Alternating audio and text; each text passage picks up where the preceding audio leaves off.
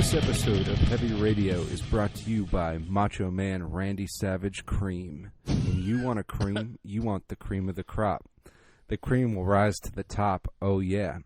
The cream, yeah. The cream of the crop. Nothing means nothing. Nobody does it better. This is Heavy Radio number 7. Bringing you the cream of the crop. Yep. The cream was supreme. It was a dream. What you just read to me. Thank you. I really like that sponsor got added to our roster. Yeah, it's a good pickup. I'm very proud of it. How are you? It's a big accomplishment. It is. How are you doing, Marco? On this lovely night we got going. I'm doing pretty fucking good. Heavy Radio after hours. We're doing a late night sesh. I think it's the latest we've ever done one, but we are ready to rock into the night, a la 38 Special. Hells yeah, as always. And this one is so there's sort of a theme here, if you will. Okay. For me, it was like reading science fiction from an early age. Mm-hmm. I know you turned me on to like the RoboCop when I was pretty young. Yeah, and, sometimes you watch RoboCop before you should, but you know what? You learn RoboCop teaches us a lot of life lessons. It does, really, and it just kind of opened me to be imaginative, and opened my mind to innovative ideas, unique ways of thinking, exciting future possibilities. Mm-hmm. An escape from the conventional wisdom of the status quo. It's true. Are you reading that from somewhere, or did that just come out of your mind? Because I could believe either. That's because of my early reading of science fiction, I think. But, yeah, anyway, it's interesting to see what happens as things, like, become mainstream, and then they become retro, and then they're back. Mm-hmm. Like, Bill and Ted is an example. That's my first news story. Bill and Ted 3 wrapped up, so hell yeah! In about a year from now, that movie will be out, and boy, we'll get to see. I'm stoked as ever to see what the Wild Stallions are up to. I was worried that one was going to get caught up somehow, but I'm very glad to hear it's all done. Made it to the finish line, and now we just have to hope that it is good. You can't please everybody, but I think that I really enjoyed the first two, and it's all the same crew with the same love. I think I would be hard to believe that it's not going to be worthwhile at least. Hell yeah! No, it's exciting news. But yeah, we've talked about it before. How we came of age at such an interesting time, like between music or any kind of art, really. Like I remember trying to write my first story of my own on a typewriter. And then,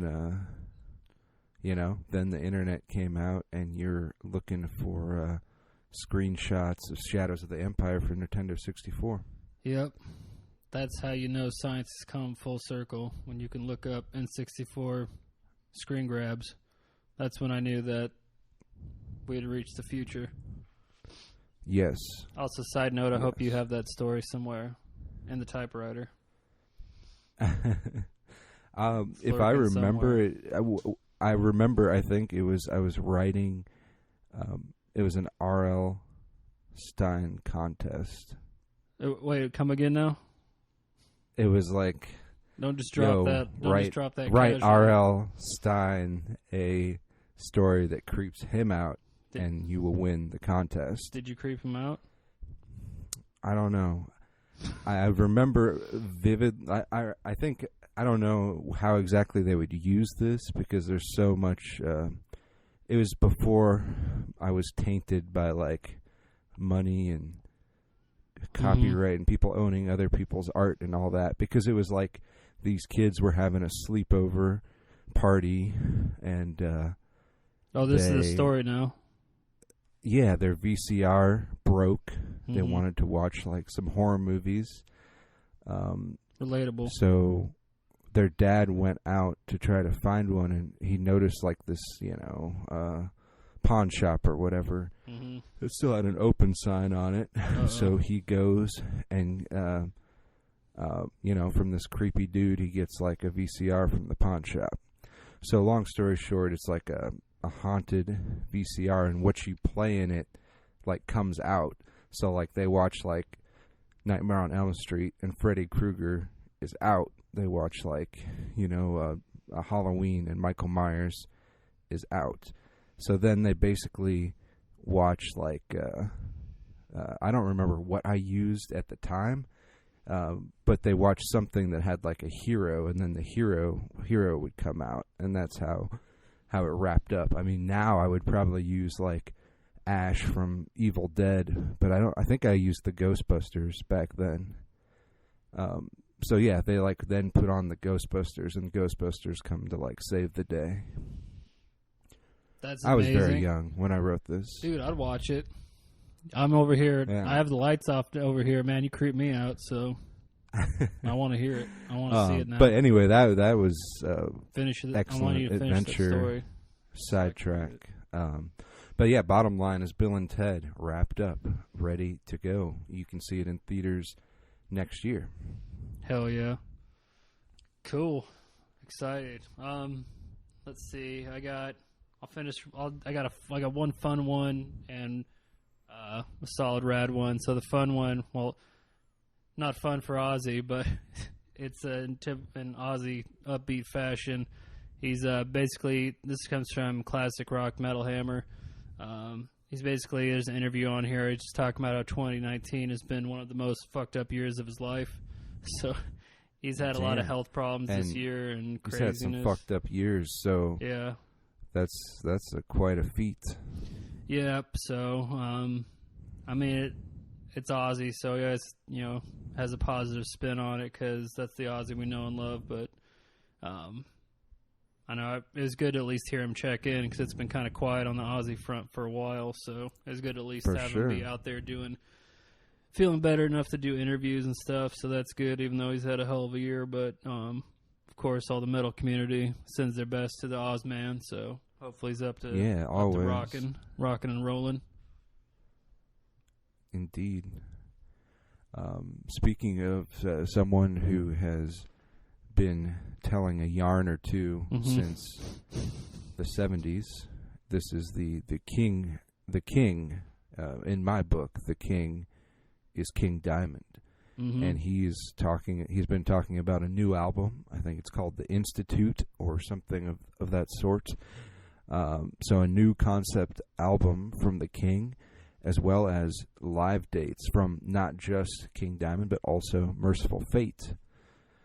So that's a lot to be excited about, and we'll keep you posted if any come in, our region, but definitely check it out, and just in case they're coming to yours. Hell yeah. I saw King Diamond with his band at the Fun Fest a few years ago now, and that was still one of the coolest concerts I've ever seen. It was intense in every single way possible, so hell yeah, I'm excited to see him with the crew. Last saw the King on the Puppet Master tour, and it was amazing. I remember you coming back from that show, super hyped. For some reason, I didn't go with you. I don't remember why, but I remember you come back jazzed. Yeah, the last bit I got is just got done watching a new Dave Chappelle comedy special. So definitely always have been a fan ever since, well, I would say even before his TV show, just from like seeing Half Baked and seeing him around his little appearances before he got to be a household name. He was in that Norm Macdonald vehicle, Screwed. Yeah, and a whole episode of Home Improvement, I think, whole Home Improvement. That's where Half Baked came from, if I remember right. Yeah, wasn't what's his name in there, Jim Brewer? Unless I just made that up in my brain. No, I think you're right. And this is heavy radio, so we got Jim Brewer mentioned. Always a fan of The Rock, and Dave Chappelle's honorary heavy radio because he brings the heavy often. He's welcome on the show anytime. yeah, I mean, I'm not going to say no if he wants to come on. So yeah, I mean, that's likely maybe next time that might happen. Why? Hey, man, it might. Yeah. I got Any spooky typewriter news? stories today I didn't expect, so anything can happen. And yeah, any more news on the Yes. news front? I'm glad you asked. My last bit of news is Angel Witch, the Angel Witch. Angel Witch. They announced a new album called Angel of Light, and they got a new song out and about. So it's their first one since 2012. So I'm pretty hyped about it. They've I didn't know what to think, like if I dig their more recent stuff, but looking into it and grooving it, like they still sound like Angel Witch, which is a cool thing because I know I'm not alone in saying their first debut record is like one of the new wave of British heavy metal staples. That record itself. So. Oh yeah, and it's wild to think that Diamond Head and Angel Witch are still ripping, and Candlemass. Yeah, that's just wild. They put out some of the more iconic metal releases that were just pieces of art, not really pushed by a record label or anything. And they've definitely worked their way into heavy metal, lower heavy metal history. That's awesome. I remember the first I heard tell of Angel Witch was in Cliff 'Em All when they asked like the band what bands they like, and Dave Mustaine's just like Angel Witch, yeah. He was right. Yeah, that had to be the first time. Right. We heard of him. I looked up Angel Witch because of that, and he was correct. He spread the good word. They we'll have to get a heavy radio stamp of a still ripping stamp of approval. So. Oh yeah. Stamped. Angel Witch, still ripping. Still you are ripping stamped. official. Like boom. 100 years old and still ripping. There he is. He's in the living room. Where is he? He's at night. He's you don't know where he off. is. Still ripping. Look out. Still ripping. If you understand that reference out there, you're cool. Well. So, on to the science fiction here. We couldn't get Orson Welles to do the intro because he's dead. He's dead now. Drunk and dead. He's drunk and dead. He's soaked in liquor. His skeleton is soaked in liquor. Beautiful. And he couldn't be here to talk. I didn't know what that. I couldn't remember the brand of the commercial was. Rosebud. Oh yes. Rosebud frozen peas. That's it. They're even better dead, he said. So my saw even better dead in that documentary, The Critic. So I'm going to start off with In Flames, Colony. Okay. This is a ripping track, and when you actually kind of listen to the lyrics, it doesn't really get more sci-fi than this. Let's see, I will do it in my best Vincent Price, which is probably not very good. Hit me. It's a tale of cyborg torment.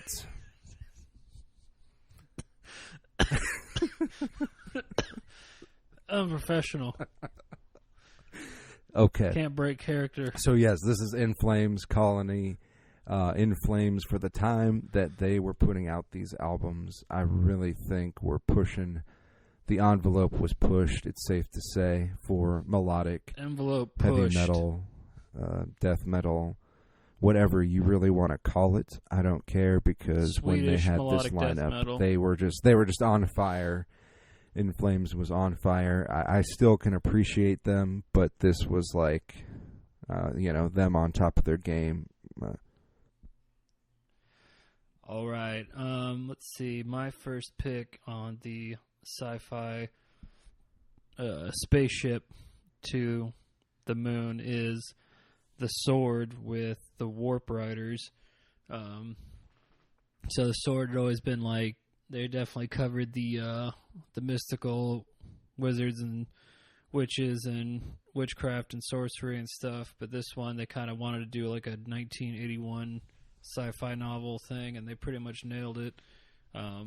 They totally hit the vibe, and the artwork for the record falls right in line with that. So if you're into like original Dungeons and Dragons and the Atari like sci-fi games, it's like right up your alley. How yeah. Let's Yeah, see. that's awesome. I saw those cats open for Metallica with Down, and it was just an all around good show. They Yeah. started it off right, and Down did not disappoint, and then the Metallica closed out the night. Hell, I saw them in San Antonio before Megadeth, and it was 150 degrees outside, and it was intense. But they were rocking it, doing their thing. So hell yeah, That is too hot to rock. with Well, the number 2, They do, but not really. They do it anyway. too hot to handle. Too hot to handle. Too hot for television. Is anything truly too hot for television anymore? Pretty sure no. It's the question of our time. We're going to space. Is It's anything happening. too hot for television on Mars? We don't know yet. My next I track can't tell you. is Iron Maiden, To Tame a Land. And you could really go with a number of Iron Maiden songs, and then one could argue a couple of whole albums. But Yes. this one, To Tame a Land, was specifically written about Dune, and you can't really get much more sci-fi than that. And Steve Harris went as far as to request permission to name the song Dune and to use a spoken quotation from the novel to introduce the recording of the song. Dune author Herbert, he balked at this. He said, I guess I don't know that Steve ever released the response publicly, but it is rumored that he emphasized his distaste for rock, and especially heavy rock. And then he threatened to sue Iron Maiden if they proceeded, and the matter was dropped. But No for what it's metal in worth, Dune. To Tame a Land is about Dune, whether Frank Herbert likes it or not. It's true. And Star That's the Wars is magic of- pretty much just the poor man's dumbed down version of Dune, whether anyone likes it or not. Hot takes from Marco today. Yes. The latest hot Dune takes. What you know about sandworms? You hate them, right? Sandworms hate them. Gotta hate them. My next Got them, need them, got them, want them, need them. Boom. You know where I was going. Boom. Boom. Tough Little accents and acting. monster. Gauntlet. The Howie Look out. Mandel gauntlet has been dropped. What if You there know was... you have a high-end bougie podcast when there's a Howie Mandel reference. What if you to win? What if you did the Watusi? What? What? All right, you get to win $10,000, but you have to figure out, organize some tops trading cards. Then you have to win Deal or No Deal, and then you have to do an expert Watusi, and then Howie Mandel And then decides you have to to give you run money. through a gauntlet taking NES games off Velcro, Yes, and then you go down a slide. that's exactly what you have to do. That's how you win the Howie Mandel Gauntlet. That's the only way, and you get a little hangy earring. Like Didn't in you said Little something Monsters. about before we hit the record button? You were Mhm. talking about a Jay and Silent Bob NES game. That's real? That's real. They That's not just some fever dream, not a fever dream. Would have been until as Dio today. would say. It was I would yeah, it's coming out to Steam. I don't know if it's coming out to the consoles, but I know that it's coming to the computer, the personal computer, and they're making NES copies on actual NES carts. So I'm pretty That sure will it will work run. in an NES. That's what it sounds like. That's what they're telling me. So it must be some kind of ROM format that'll work. So Kevin Smith told you that. yes, he told me. That's cool. Sent me a cool well, selfie. Speaking of, that kind of segs into my next track, but I think you have a track. I due do. up first. My second sci-fi pick is Psychotron by the band Megadeth, and it's basically about a cyborg, but not a cyborg, some kind of robot death machine. It's just a fun one. It's one of Dave's kind of like, we're having fun here with the metal tracks, so I always love those. So and it's just a badass riff. Sometimes you gotta have fun with it, and I actually like. Side note, I like the demo version even better than the album version.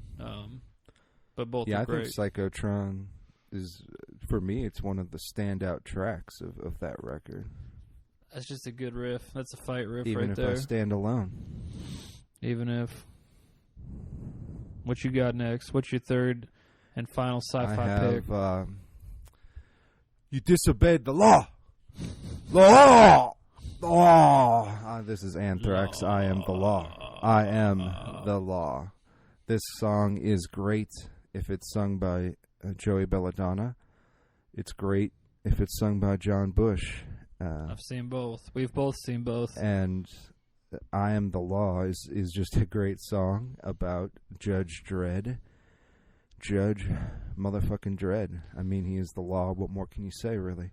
I guess Anthrax really kind of were like the first kind of heavy metal band that embraced the geekiness side, like comic books and like all proudly on display, and rat tails and board shorts and shit. Ninja Turtle Jackson guitars before they even like hit the streets, and Married with Children cameos, getting. But yeah, no, it was Joke, First I Am Prince. the Law. To me, is one of the better songs about a comic book character, and for fans of Judge Dredd, I think that the Dredd is making a comeback to the comic world. The last movie was pretty good. Yeah. There was has there been 2 Judge Dredd movies now? Yeah. The first one, I think, anyone with memes knows. And then the Stallone vehicle. Yeah. I liked, you know what, it's become an internet joke, but when I was a little kid and I watched the first Dredd movie, I was about it, except for the Rob Schneider parts. I didn't even like those as a child. I was like, this isn't fun. I get back to Stallone shooting people. So that was fun. Yeah, I Am the Law, probably one of like the signature Anthrax songs, and just one of the signature Big Four songs. And it's also it's one of those songs where I can be in literally any kind of mood, but if somebody puts that song on, like when it gets to the verse, let's say 15 years in the academy, when that riff kicks in and the drums and the bass and everybody's going full steam, I'm amped up. I don't care what time of day it is. I can be like the middle of the day and I'm at my office and you put that on. It's time to go. We're gonna break some cubicles. I was just thinking about how now that I have a son named Justice, and I was thinking that I should get like 2 dogs and just name them Law and Order. So then you would have Justice, Law, and Order. You should do it just for the joke. And just for Joey Belladonna. Welcome to the world, Justice, BT Dubs. And yeah, so that's I Am the Law. What's your last science fiction track?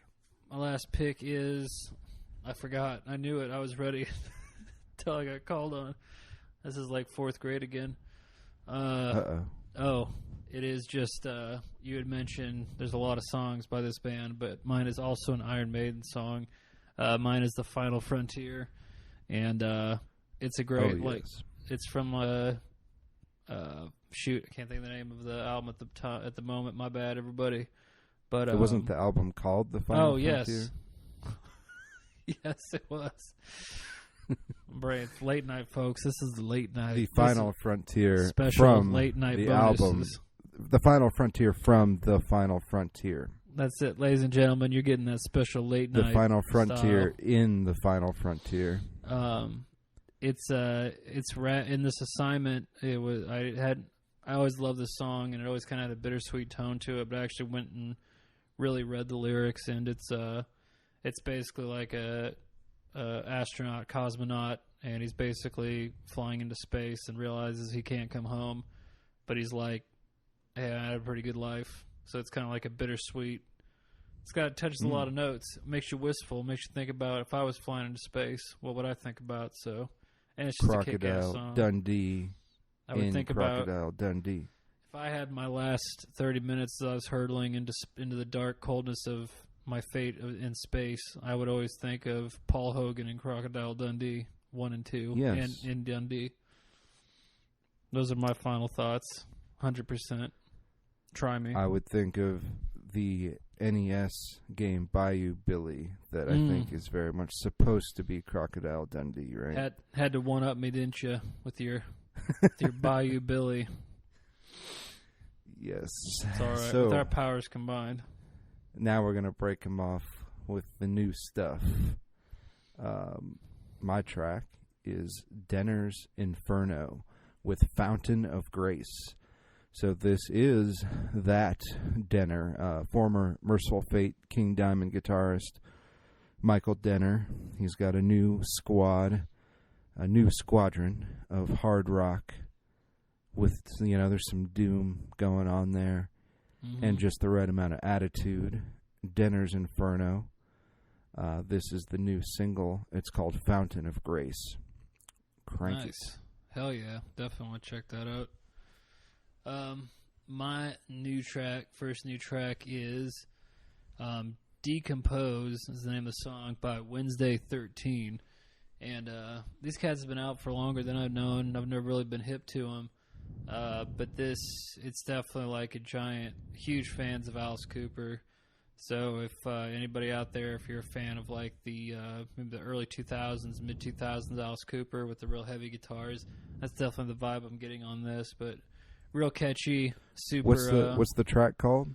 It's called Decompose, and it's by Wednesday 13. But it's definitely the song's basically just you're just being glad someone you hate is dead, just kind of like a tongue in cheek. It's very Alice Coopery, where the lyrics are like very horror comic book. So did Wednesday 13? Didn't he come from another group or wait? Maybe it wasn't.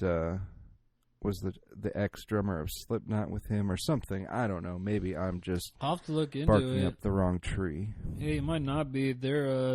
I'm just got hip to them, so my bad if they've been rocking and I didn't know it, because I'm definitely gonna. I'm pretty sure I've seen them back when we were playing at the Reverb. I think I worked a Wednesday 13 show, so he's definitely been touring.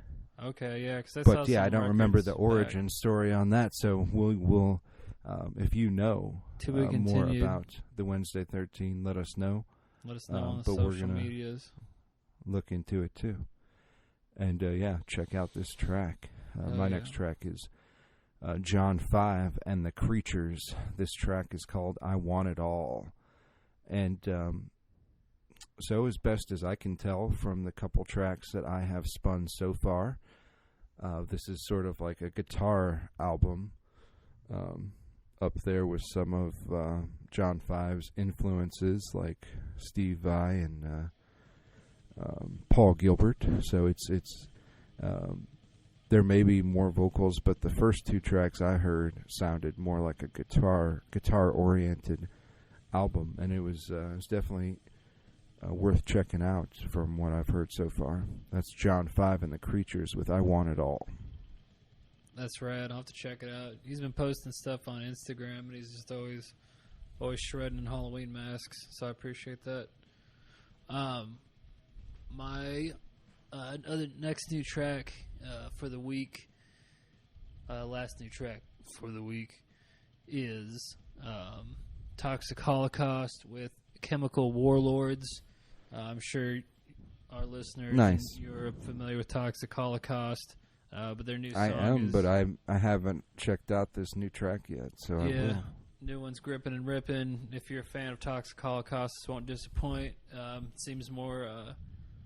It sounds like they're kind of getting more like three-dimensional, I guess you could say. It just sounds more like. It sounds like a bigger sound, so that they're kind of going for, but still straight up just turn it up and burn it down, speed, thrash, so won't disappoint. Rad AF. Amen. Hell yeah. So, that's a lot of heavy radio that's a lot of bang for your buck right there. It is, and just a random side note, I just want to say, Marco, heavy metal and horror movies kind of go hand in hand, and I'm starting to get the horror movie vibe in the air. I'm starting to kind of see ghosts out of the corner of my eye. We're kind of approaching that season, so I'm just saying in general, I'm pretty stoked about it. There's some It always creepy happens stuff for coming. me. It always happens. I start just watching the horror movies even more frequently than the rest of the year. Yeah. Since we started out talking about this late night session, talking about spooky typewriter stories, I figured I'd wrap it up just by saying I'm feeling the spookiness in the air, and I'm excited about it. Yeah. No, I share that sentiment, and you have been listening to Spooky Heavy Spooky Radio. edition. Spooky number 7. Spooky number 7. Tune in next time, next show. Next spooky time. Same spooky channel. Spooky Mulder. Let us know if you have any requests or anything. And stay heavy radio. Stay spooky.